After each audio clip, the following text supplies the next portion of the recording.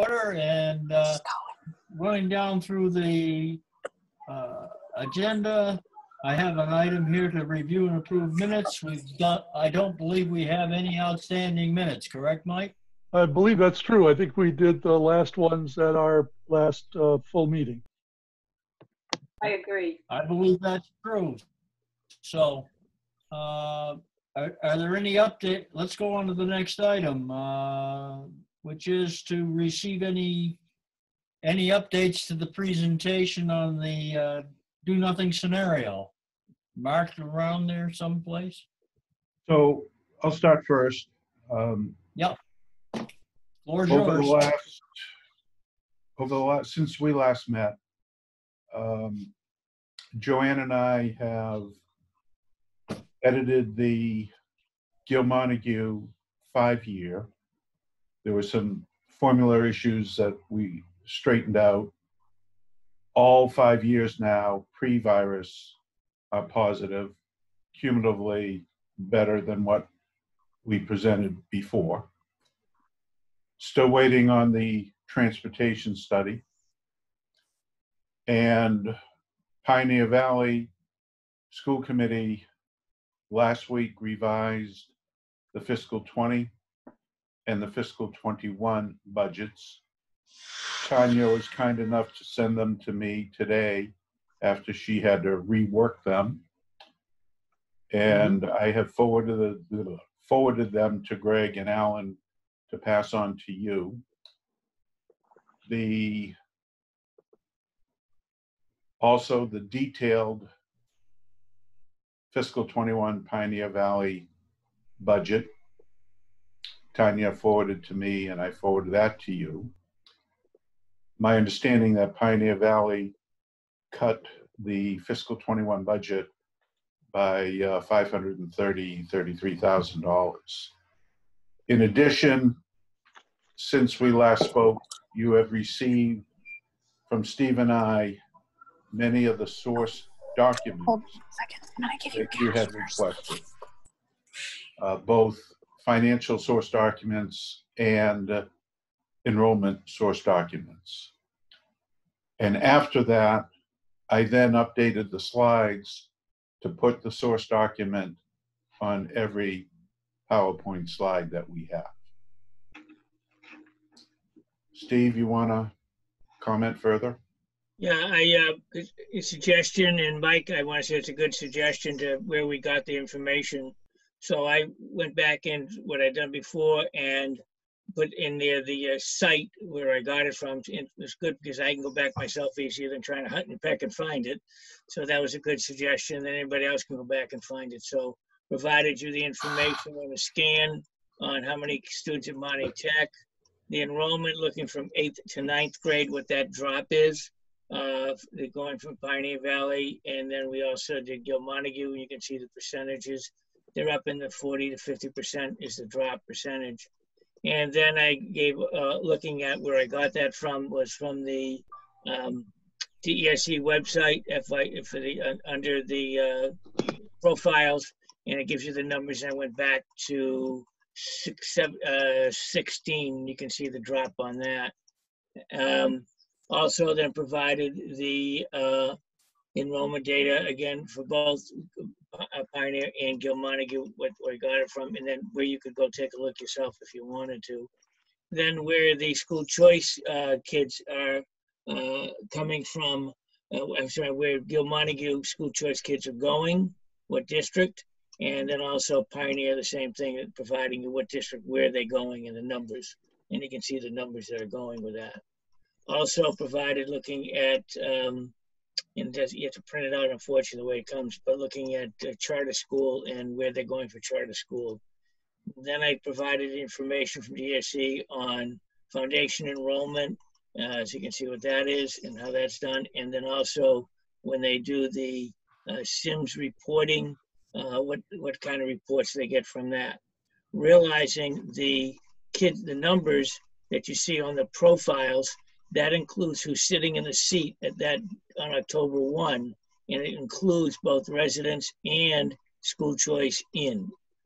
School choice out is registered on another district, and then that's where we could get on document that I did on document 4, where those kids are going from, say, Montague, Gil Montague, or from Pioneer. What district are they landing in? And you can get that information. So, and also the charter school. So that would make up the foundation enrollment. But you can see where, I think there's questions, where do they go? So I also think the finance committee had the same question. So this will be forwarded, should be forwarded to them as well. The other thing Can I is, ask a question, Lance? yeah, can I Yes, you just- may. Go ahead, Steve. Go Yeah, ahead, Steve. just one more thing. The other thing is, we've did site visit at Gil Montague, and last week we did a the week before we did a site visit up at Pioneer, and written up a report of which then I've given to each superintendent, ask them to check it over for accuracy and anything else that we might have left out. We should have that done next week. I've asked them back on Monday, so we should have that next week to you. Also, Paul and Jay, I don't know if you guys want to comment on what you've been doing for the high school and middle schools. You need to unmute yourselves. Yeah, the report on the combined middle school, high school, Paul's been working on the high school piece of it. I've been working on the middle school piece. And we're probably only about a week away from having that completed. So we'll do some proofreading, some final interviews on, I believe, Monday with some Pioneer staff people. And then we'll start to proofread it and then share it with you folks. As well as the education committee, subcommittee too. So both Right. committees will see it. One of the issues that I took a quick look at, so I made some comment in our report, but probably will need a lot more in-depth looking at, is comparing the 2 teacher contracts. There's some substantial differences in salary, just to let you know.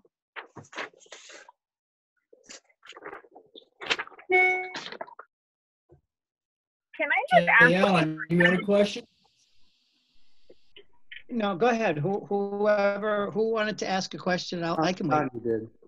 I was just going to ask, just because unfortunately with my part-time leave, if you will, before I came back full-time, I haven't seen a lot of the documents going around, and I don't know what the difference in the teachers' contracts are, but what is the average percent difference one way or the other, and which district is higher currently?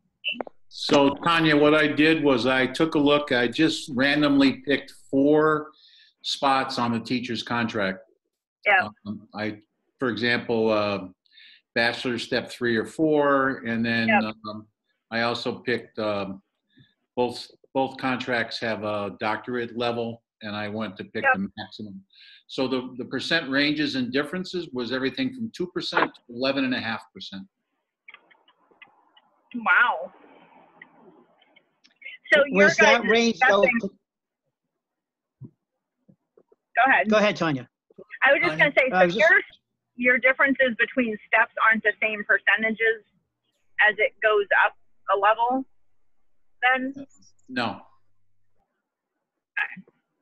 No, most teacher contracts that I'm familiar with, teachers with the most years of seniority and most education, their numbers vary very differently in terms of from one year to another on the steps than at the entry level steps. So it wasn't surprising to me to see that there was a much greater difference between the top of the level versus the bottom of the levels. Yeah, I was gonna say, because the way that ours works, just for whatever, is the percentage between the years, I think in step 1 through 7 is 3%, and then it's 3.5% between the steps and the upper levels. But the difference between bachelor's, and the CAGs or the master's plus 30, that difference, is that what you're talking about, the 11%? Or are you actually talking about the difference between steps? I'm just simply picking 4 levels from both teacher contracts and seeing the difference. And then, and that's where the difference is. And is Gil Montague higher than Pioneer? Yes. Okay. Thank you. So just to follow, so Paul, if the traditional negotiations had, been occurring in both districts and the baseline bachelor's is a wider gap and they apply whatever it is, 4.5%, 5% over time, obviously the more money you make, the higher, the amount that you get when the contract is negotiated. Is a lot of that differential occurring because of the bases have started so differently? I thought the bases were relatively the same, but we're also somewhat handicapped, and I hope I have my information correct here, is that I was looking at FY19 because Gil Montague has set itself up through 2021, but I'm not Gil Montague, Pioneer has, but Gil Montague does not. The contract I have was not the most up-to-date contract, so I'm assuming that they're still in negotiations. But I didn't see much of a difference at the lower levels. It really was at the higher levels. Okay. And did you find, or do you have any talking points for 2 or 3 items that you saw there was a significant difference in the contract language, a benefit that one group has There over was a another? couple of little idiosyncrasies that are a little different. One school, if you move your classroom, you get paid for moving, which I had not seen that before. But Jay and I both noted that there is a difference in percentage of health insurance. Well, one school is 90-10, the other school is 75-25. I was going to say, just to note on the classroom moving, that language was put in there because we've had school closures and there's significant time involved in moving classrooms from one school to the other, or if they're moving from, one grade to another, a lot of times there's significant time involved after the school year is over. So that's where that language was put in, was basically with our school closures that happened last year and this year. Yeah, I've seen that start to appear. So it's not that it's not unfamiliar to me. There's a lot of work in that process and a lot of adjustments. If I could loop back to Mark, so and maybe Tanya as well. I'm not sure how that works, but so when you redo an FY20, I guess it is, budget, and it was revised, and then 21, do you go back and reassess or reset the bar for what the assessments are to town and then move that forward 5 years?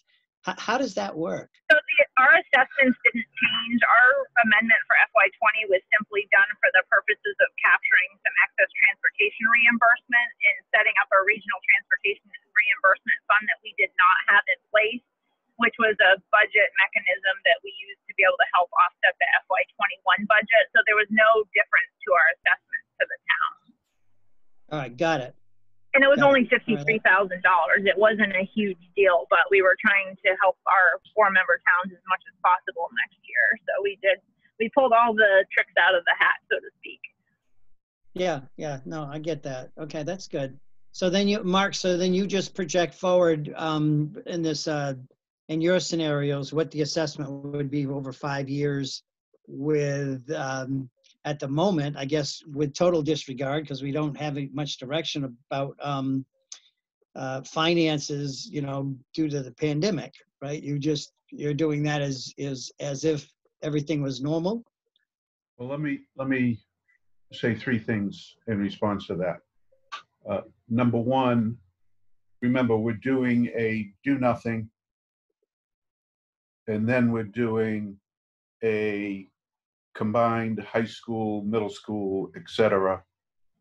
So based on that, we're going to have a projection of the 6-town region, which is not the do nothing scenario. It's as Steve and his troops come up with a single high school, what would that cost? A single middle school, what would that cost? And then we also have the 5-year do nothing scenario. Tanya and I are scheduling some time next week to be determined when we can do that. So they've just revised the fiscal 21 budget. So based on that, we can do the 5-year do nothing scenario, but we have to set some time up next week to do that. And then beyond that, we've got the single high school, the single middle school, 1 6-town region. That's when the assessments will be calculated on that scenario. Mark, we should add that with your calculations is a pre-virus one, because we don't know what's going to happen in 21. You're going to have to make some assumptions. We don't know if Chapter 7 is going to get reduced or anything else. So Steve and I today conducted the balance sheet class, mostly for regions. There was 1 municipality, and Mary Jane Handy co-taught the first hour and a half of that class. And she stated today that she, as Director of Accounts, does not expect a House 1 budget or a local aid resolution before June 30. So that's news to us as of this morning. Now that could change, but that's as of this morning. So it's based on that, the likelihood of us having a post-virus analysis by the June 30 deadline is highly unlikely. We've been told probably August in a lot of our DESI meetings that we've had. So we're thinking we may even have to go back to the table after these revised budgets, depending on what does happen in the final round. The other thing to mention, so everybody knows it's out on the listservs, is that June 15th is the date that first, second, and third year teachers have to be notified if they're not going to be renewed. And it's really up there. Do they notify all first, second, and third? Who's going to be able to come back or not?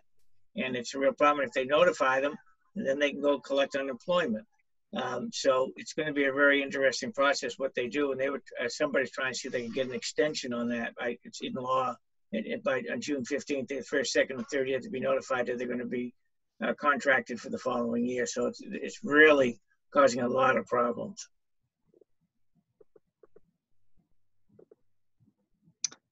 Boy, great, good news. what a mess to deal with. Good news. Yeah, it's it's so unfortunate. Well, maybe they'll dedicate the gambling to just education and try to get them out of this this dilemma that's coming. There's a tsunami coming in the state for finances, so hopefully education will not be forgotten. Alan, the plan that I've heard is that obviously the rainy day is going to be used for, it's primarily education. So they're trying to work that out, but I'm hoping they're tapping some of the some of the Federal Reserve's special vehicles, because there are ways to be able to get money into the state in a way that could alleviate some of the budgets down the line, municipal budgets. But I'm not sure. I haven't heard anything. I sent him an email to that effect, which got bumped up to the House or the U.S. Ways and Means to Markey to just say, please look into the special vehicles, especially the municipal special vehicles that the Fed is offering, because especially local towns are going to get hit really bad if they don't do that and rely only on the rainy day fund. So hopefully they're looking into that. So when does the state expect a report? Do you have a little bit of grace so that you can sort of sit on your final findings for the projections when you see what the state finances look like and what you're hearing about how they're going to fund education over the next few years and trying to maintain their commitment, whether they're going to postpone a year or do halvesies on the amounts, or do you have some grace before you have to submit your final report? We have not heard anything on that. That might be a question for Mike Sullivan tomorrow, the full board meeting. He is the grantor or the recipient of the grant. It's not the grantor, he's the grantee. I haven't heard. Steve, have you? No, but I do know that they are due to put a progress report in, and it hasn't been put in yet. So I'll double check with Mike, and it's very simple. What have we been doing? Just like now, what we've outlined to you, what we've been doing. And I did again say the real problem that they didn't extend the grant, and we're not the only one. There's 8 other grantees out there for this particular grant series that they did not. There's no going forward with it. The grant ends on the 30th. I didn't get my hand slapped or anything. I was a month and a half behind. I did the one for the Heart Committee for the final report. And, you know, obviously the spending was done, but they you know, didn't seem that was like a major priority for them. I spoke to, I forget who it was. I spoke to 2 people and they said, well, just please get it in when you can. Yeah. So there wasn't this, you know, you have 15 days after the close of the grant. So I found that they were pretty, I'll use the word lenient for the final report. They just needed something to be able to what they're looking for now is an interim report, and then do the final. And primarily the final, what they want is the financial piece of it. And what we did, and they might want minutes, I don't know. So I haven't had to do one of those in a while. So I'm not sure. Yeah, well, we can produce stuff that we've given it and say, hey, this is as far as we got into June 30th because you cut it off. So yeah. Let me. I guess my point was that they I mean, I found that there was a grace period that you might have a good month and you might have 6 weeks. And if the dust settles, I don't know, depending on how your work schedule is and if it's a hard and fast June 30th, but I guess what I'm suggesting, you might be able to be in a hiatus for a short amount of time. And if the information comes in that you need, you finalize the report. Yeah. No, I think that's not a problem. They're going to have bigger things to take care of than us. So going into July and August, and are they going to open school in September? What's going to happen? They're going to be heading in a direction of what are we going to do for kids? Yeah. Let me just supplement what Steve said. They're looking for a progress report right now, not an interim report. That's all we've heard. We've requested what do they mean by a progress report, and we're waiting an answer on that. Yeah, you know, my experience was they don't really know what they want. They want what it is that you're going to, you know, give them for documentation and supporting information. So, you know, you can put together, you know, your minutes and the deliverables and things like that. So they were pretty good about just make sure you give us something that sort of documents everything you did. But the finances is what they want to just close the books on and know that, okay, you're done. How much money do you have left? Or don't spend any more. So when we hear, we'll let you know, or when Mike Sullivan hears, he can let us all know. Okay. That's good to know. It's a progress report and not a report. Right. I got a quick question for Steve. Yeah. Yeah. Okay, Mike. Okay. On the choice out figures, I was just wondering, I was looking at the data on the website, and they mentioned something called TEC Connections Academy Commonwealth Virtual Schools. Yep. Mm-hmm. As a place where Gil Montague sent some kids, but they don't show up on your numbers. And I'm wondering, are they a special thing or what's going on with that? Well, this was as of the stuff I pulled from them was as of the December 2019. So that's the only numbers I can give you there that they have. And yeah, the academy is there. Massachusetts Virtual Academy. It's there. They got 13 kids. No, is it 13? Well, I see Massachusetts Virtual Academy. Oh, I see. It's maybe it's under their twice. Yes. So both 30. Well, Virtual Academy is 3901. TEC Connections Academy is 3902. Yeah, I got two different ones, but that one, I think the G is for what's the town they're in? Greenfield. Greenfield. Thank you. It's in Greenfield. That's right off of the DESE website, Mike. That's all I can tell you. And one of the things on school choice, they do take it like 3 or 4 times during the year.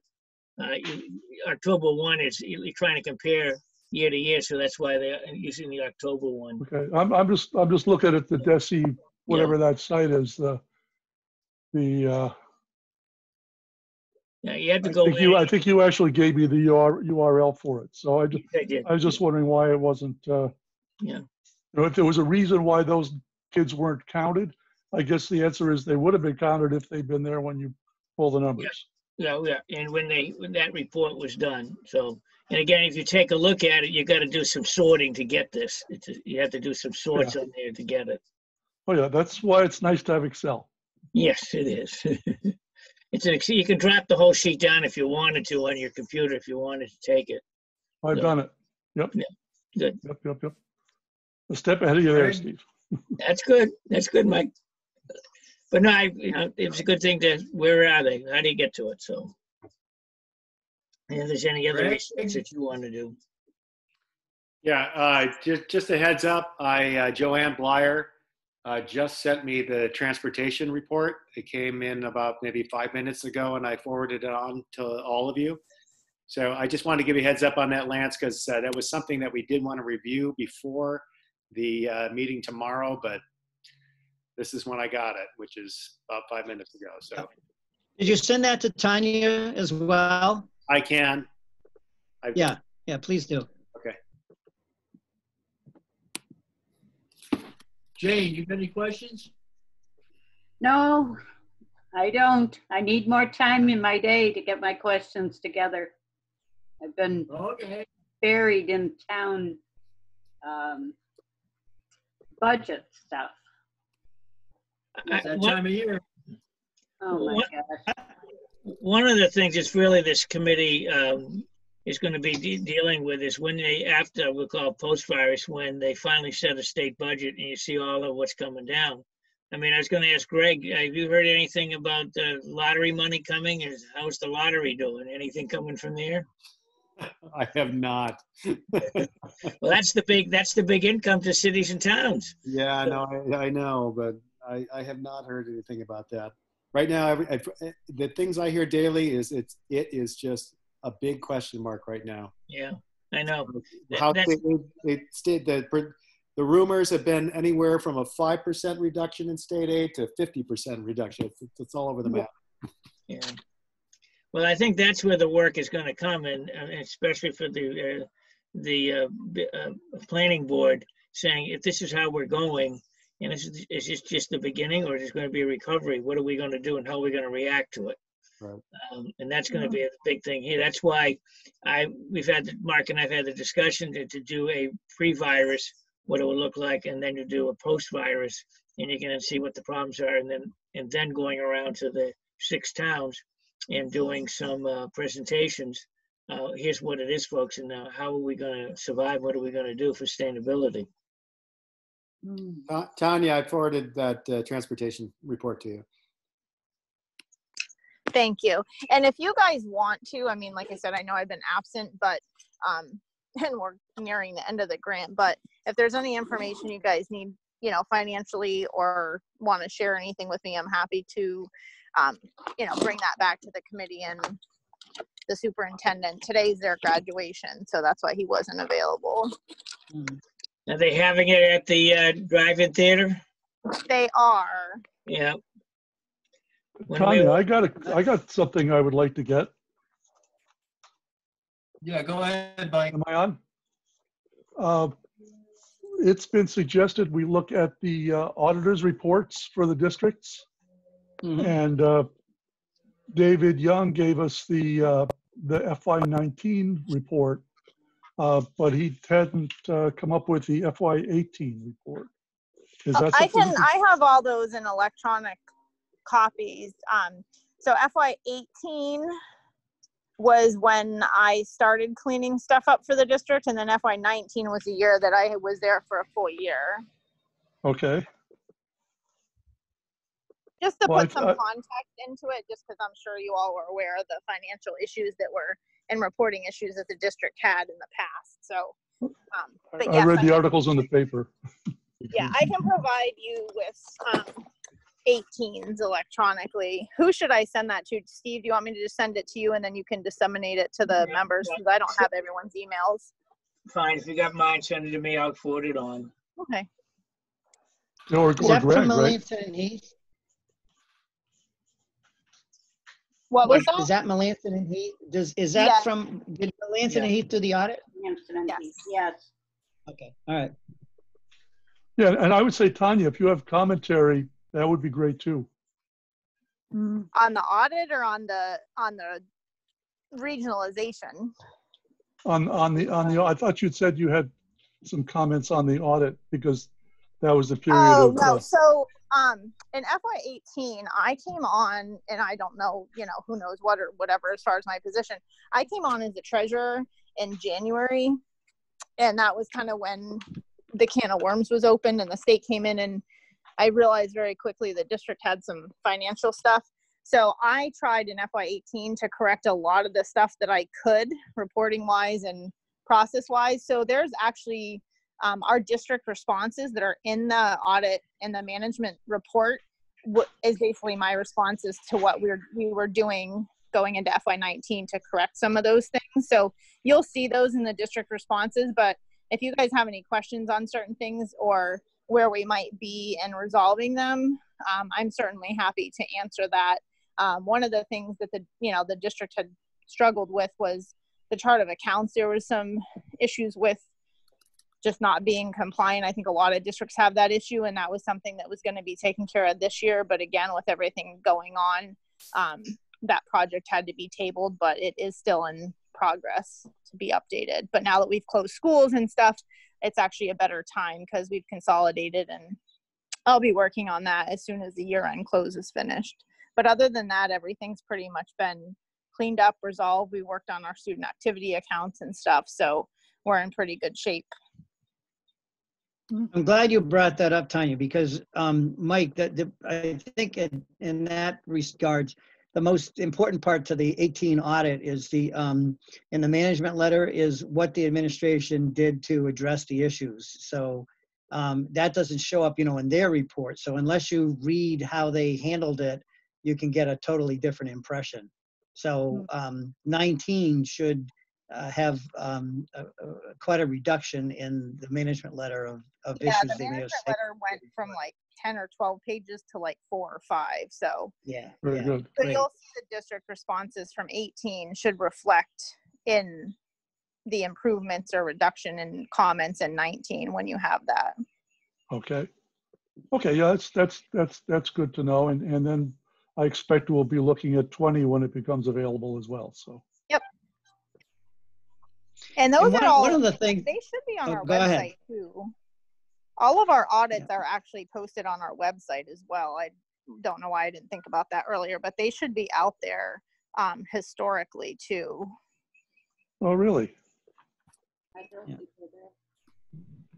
Because Steve, one of the things that I think is going to be, they go backwards, so it's kind of interesting to navigate. But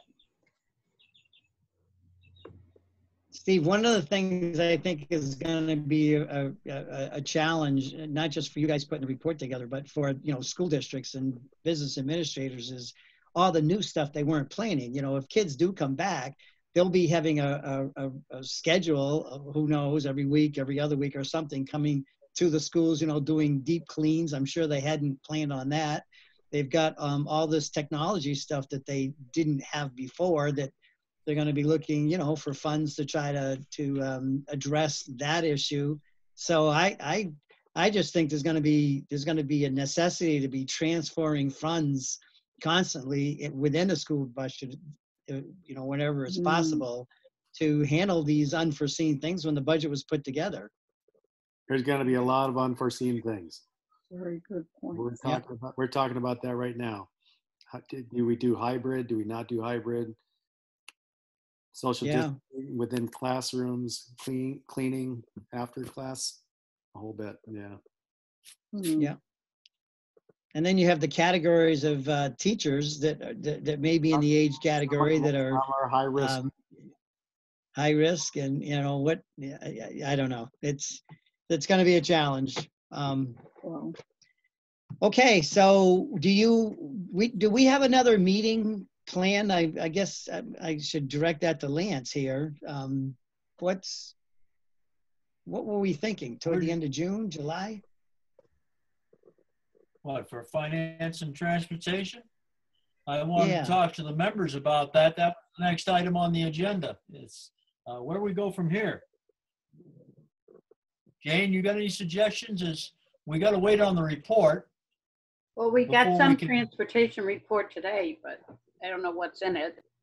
I know we have to look at that, try to digest it and see where our questions are.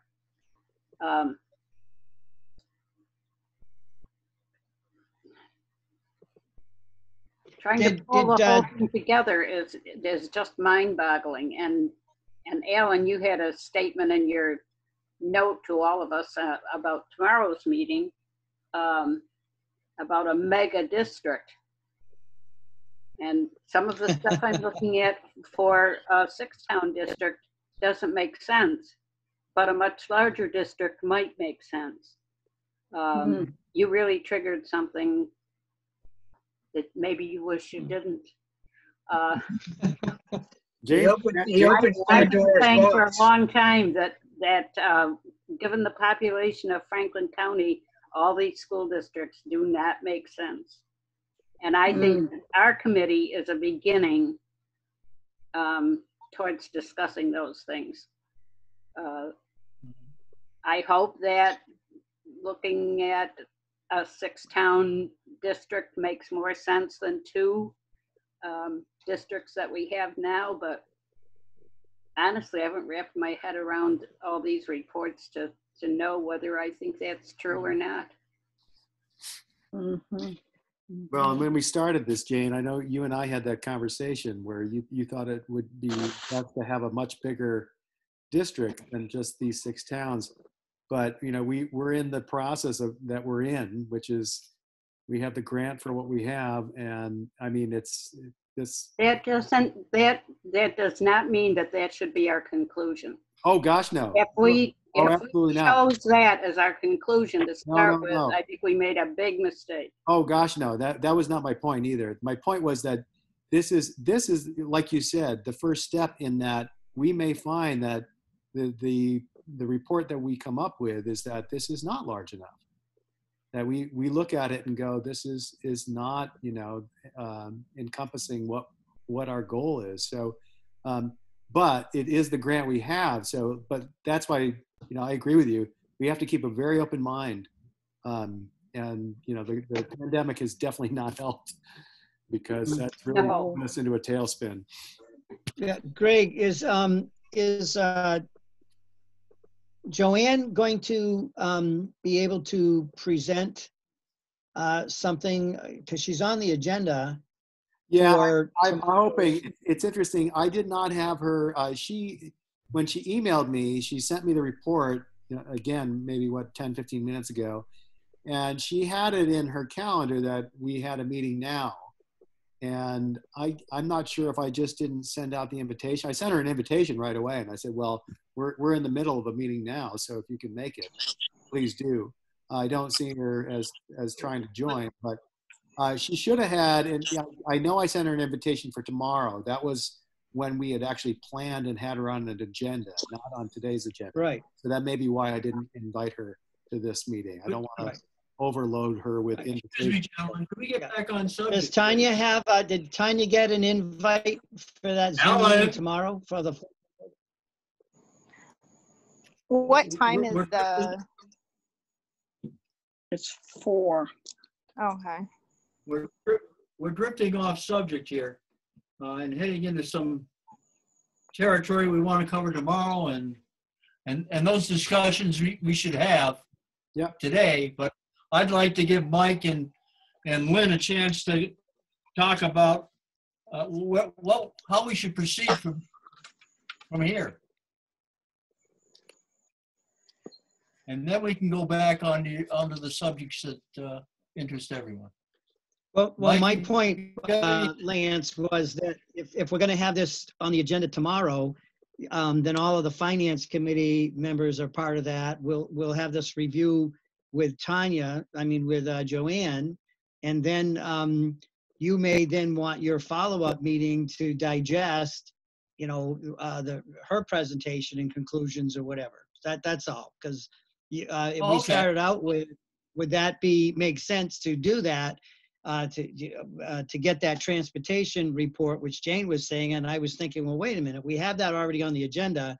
You might want to, be a part of that discussion, and then have a meeting to follow that up, honing in more on the transportation report. That was my point. Okay. Mike? Yeah, I'll chime in and say we're also supposed to consider facilities, and we haven't talked about them at all yet. So I believe Steve and some other people did have a tour. Did get tours of both districts. Am I right about that? Yes, we site visited at Gilmontague Middle High School and also Pioneer, and we have a report. I had sent it to the 2 superintendents for their input on that to make sure we haven't missed anything, and then we can give that to you the next meeting. But I wanted to make sure they were both schools, both districts were cooperative, and I wanted them to see what we wrote up first before we present. And I'm looking for accuracies from them as well. So Okay, so you're gonna talk about the condition of the facilities as well as what's there? Yeah, well, we're looking at it from a point of view primarily educationally. What's there educationally, and which would be more suitable, say, for the high school, middle school, listing all the facilities that we have. So, and we have some comments about the facility as well. It's not an engineering study. It seems to me that from our committee's standpoint, one of the questions we're going to want to ask is, what's the condition of these facilities, and in particular, are we looking at any kind of major work at either one of them? I know the Gilmontague High School is over 15 years old, and they've done some things to it. I'm not sure what kind of shape the building is in. They always say they're going to last 50 years when they build them, and then they never do. So both of the buildings, Mike, are in pretty good shape. I don't know, Paul. Well, is that something your report's going to cover, or should we consider? Well, why don't we give you our report first? And what we were looking at is that if you're going to run programs, you already have the facility to run these programs. You don't have to go invest a whole lot of money in facilities to run a program. And then I think Paul or Jay, if you want to chime in, Jay especially, I think you had some comments on that. Why don't you chime in? Yeah, so Mike, to your question, the reports are written really from the perspective of our role as educators. They're not engineering or architectural reports. If you want something like that, then you're going to have to find someone to do those things. We did get a pretty thorough tour. We had some very honest input from the physical plant people in districts, and we tried to comment in a general sense on the condition of the buildings and what facilities they have, and what kind of shape they're in. So I think when you see the report, you'll get a sense of whether you want more information or whether it's adequate. Okay, and I heard Steve say we can get that at our next meeting. That's not tomorrow, right? So I'm wondering when we can expect to see that. I think the I'm report. not trying to push, I'm just trying to understand what the No, that's timeline is. okay. That's fine. I don't think the reports are going to be ready for tomorrow. I think they're going to be ready sometime. If I was estimating, I'd say late next week. Then that's when we should have our finance meeting. When we, a day or two after we get that report and at least have a chance to skim over it. And then we can discuss it. Hey, Mike, I would just chime in terms of the conditions of the building. You know, we could reach out to, I mean, I'm chair of the Capital Improvements Committee in Gill, and I haven't seen anything coming in that's major in terms of the district. But they should have, you know, 5-year capital plans that we can look at and beyond. I know we do with our elementary school. So, you know, that can be factored in, but that would be going through the towns and not, or through the district itself in terms of their capital plans. Can I just comment on that for Pioneer? Because we just got a new facilities manager, and with obviously the financial ongoings in the past few years, that's something that myself and the new facilities manager will be putting together. But he has had quite the load of work to do just to get the buildings where they need to be for certain things, and working on summer projects. And then obviously the COVID thing happened, so that kind of puts things out. So I will say right now, we don't have a 5-year capital plan because things are going to be changing and how they're done and how often things get done. So just to put that out there. Yeah, and Tanya, I empathize with you. I think Gil Montague went through 6 facilities managers in about 5 years. So, and every time it changed. Yeah. So just like I said, I just want to be perfectly transparent and honest. That's not something that we have available right now. The only thing that I specifically know is that we were looking at a solar project in the past couple years. And I know our roof is in very good condition. That was inspected by an engineer as part of the solar project. We didn't move forward with it, but it was inspected and they felt that there was quite a few years still left in it, that it was in really good shape. So, because I know that's a huge expense, obviously, that would be an undertaking. So Jay, you had mentioned you thought it might be available later next week. Do you have an idea so that Lance can figure out when to have a finance facilities transportation meeting? Well, right now, our colleague Mac Reed, I believe, has got these. Steve can correct me if I'm wrong. And he is proofreading them and putting them into some kind of final format. So Wednesday, Thursday, although now that I hear myself say that, he's got some surgery coming up, but we'll do the best we can to get it to you late next week. I anticipate, I asked both superintendents on that building report to review it and get me back to me Monday. I just got off the phone with Mac. I can send it to him Monday, and then he just do a final review. And we could have it at the end of the week, Thursday or Friday, most likely. I think Mac's having some stuff done on Wednesday. So if you could send those to us on Friday, well, we could spend the weekend reading. Sure, well, they're not that long, so it's not that long. But I mean, and what Jay said, I want you to know, we're looking at it from an educator's point of view. What do they have for facilities? What can they provide? And especially from the point of view of not having to spend thousands and thousands and tens of thousands of dollars on new facilities. What do you have and how can you use what you've got now and not have to go spend a whole lot of extra money, but yet you can provide programs that you might not have now. That's exactly where we need to start. Yeah. And the other thing is I think 2001, that when was Pioneer, when was that 2001 they did some work there at Pioneer. Right. Yeah, and then Gil Montague was a little longer than that, but they've done it. So within the last 15, 20 stuff has been done. So the renovations at Turner's Falls and Great Falls Middle School are more recent than the renovations at Pioneer. Yes, that's true. But during our trip with the 2 facilities guys, they never mentioned any large red flag. There was nothing that said, oh, we got to you know, we got to really work on this or that. There was the buildings, those portable buildings outside of Pioneer that they've got to get rid of. But other than the building itself, no, not one of the two guys gave us any indication that they were under any pressure to fix anything that was so urgent. I think our boilers are fairly new. Tanya mentioned the roof.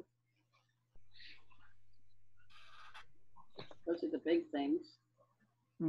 They didn't mention any problems. As Paul said, there wasn't any problems that they said that had to be done. So things seem to be, and they're working hard to trying to maintain them and with limited resources.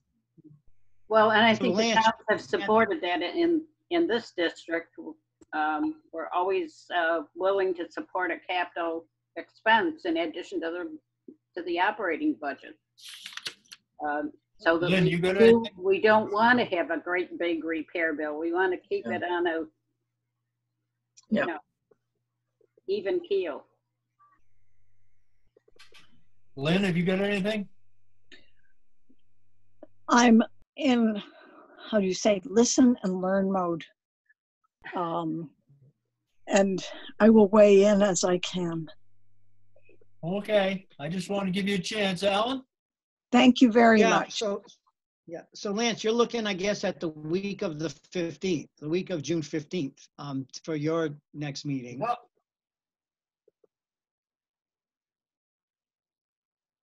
any suggestion, guys? I have a suggestion. Tanya and I need time to take her numbers and mold it into the presentation to get to the 5-year projection. And if you're thinking of the week of the 15th, isn't that the same week of the next board meeting, full board meeting? Is it a tentative for the 18th? It's tentative. I'm not. That's the only date I heard. Yeah. So it We may can be be pretty possible. flexible on that. It may be possible for us, Tanya and I, to have Pioneer Valley numbers reasonably solidified by around the 15th. Okay. And I think you would want the financial numbers along with the facilities and the transportation. That's correct. The 15th is Monday, right? Day after Yes. Flag Day. Monday would be a real conflict for us. We've got something else we are committed to. But what about the 16th, Tuesday the 16th? Jane? I'm looking. Tuesday's usually Mike, good. Mike, you. I think I can probably do Tuesday, but Montague's having its annual town meeting on the 13th. Right. So I'm not expecting to have a whole lot of time to review anything other than the materials for that meeting before then. So, I mean, Monday would mean that I probably wouldn't have any time to go over much of anything. Tuesday is better. I don't know how Lynn Wednesday? feels. You're a town meeting member too, right? Yes.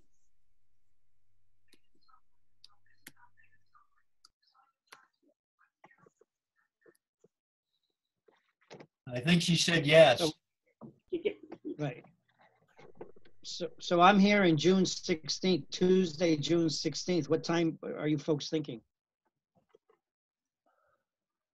We're talking about full committee, or we're talking about finance, this committee? Finance. Finance, I think. Yes, finance. Just checking.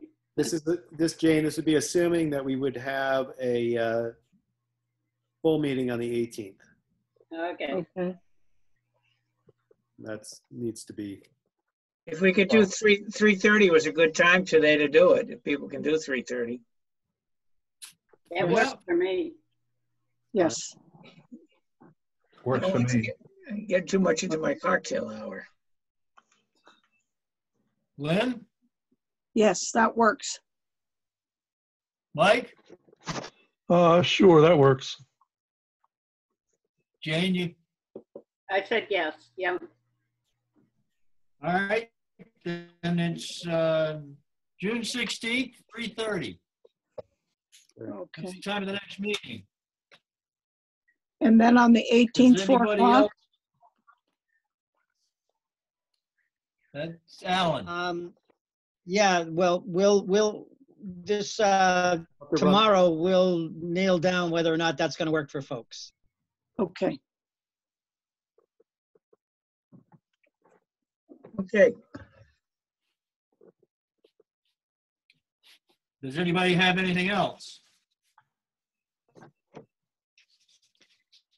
Greg, Thank you, Alan, anybody? Tanya and Mark. Thanks, everyone. Yep, thank for you. the work. Thank you. Okay, we'll see everybody. Bye-bye. Right. Thank you. Mike, Got a motion to adjourn there, Lance? Actually, Greg, I was got a gonna ask question. for- I got a question. Mike, Tomorrow's meeting, is that going to be Zoom? tomorrow is a Google Meet, I believe. Okay, because I had an invite for today for a Google Meet, and then I got one at the last minute for Zoom. Oh, that's interesting. Yeah, Yeah, I think when I thought. yeah, that is. Sorry about that. Things changed when I went to schedule the last meeting. I'm not sure if our school, if Zoom rescinded on the 40-minute,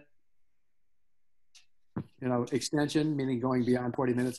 So I set up a Google Meet for tomorrow. I'll make sure I send out an invitation again tomorrow, maybe during the morning or whatever, and just ahead of time, just to reinforce. I'll just say, here's the invitation. That might be good. Just Yeah. No, I hear you. It's interesting. I set this one up via Zoom, but occasionally what happens is it adds a Google Meet in addition to it. I don't know why it does that, but I found that it winds up doing both. Very strange. The problem is both these platforms keep updating because there's so much of this going on that they keep updating. And so things change like almost every week in terms of how it's set up. So probably all the more reason. I just mentioned it because I spent about 10 minutes watching the screen saying you can join when somebody invites you to join. Yeah. And then I saw your other email. I was there too. Mike, I've recorded this because you're taking minutes. So I'm gonna, once I get this downloaded and re-uploaded, I'll share it with you. Perfect. All right. Thank you. Yeah. And speaking of my minutes too, sorry to. Paul, who was Paul? Is he still on? No, he left. Maybe Mark knows. Mark knows what? He works with Mars with Steve. So if Okay, so he's with Mars. Yes. I just want to identify him for the minutes. Sure. Yeah. Paul's last name? I think I got it. I just didn't know who he was. It'll be in the video as well. Perfect. All right. Thank you. Okay. Lance, I'm ready to vote to adjourn. Second. I have a motion to adjourn and a second. Motion by Mike, second by Lynn. All those in favor say aye. Aye. Or raise your hand. Aye. Aye. Aye. Unanimous. This meeting stands adjourned. Thank you. Nice to see you. Yeah, everybody. See Stay y'all safe. tomorrow. See you. Okay.